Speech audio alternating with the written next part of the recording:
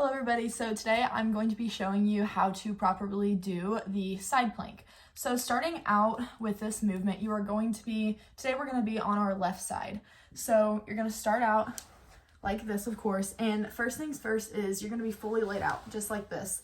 And your feet need to be stacked on top of each other.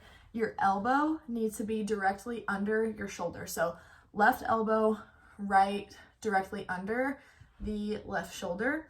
And then simply what you are going to do from here is you're going to lay your arm directly on your body. You don't want it to be up in the air. You don't want it to be pushing off the ground. You want to lay your arm right on top of your body, and then you are just going to push yourself up just like this. And you want everything to be even the whole entire way. So from your ankles to your knees to your hips to your shoulder, it should all be even just like this. And you can just hold it like this for the entire rep. And then you drop down, and that's what it looks like. But main takeaways, elbow needs to be directly under the shoulder.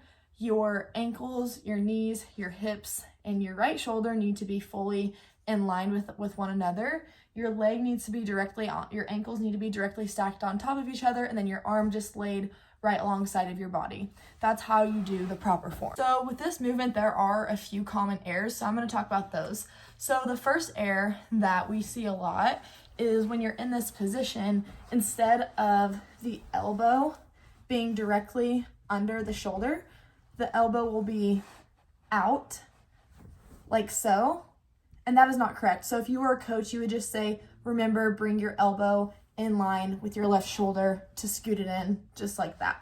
So the second common error that we see a lot is the hip dropping.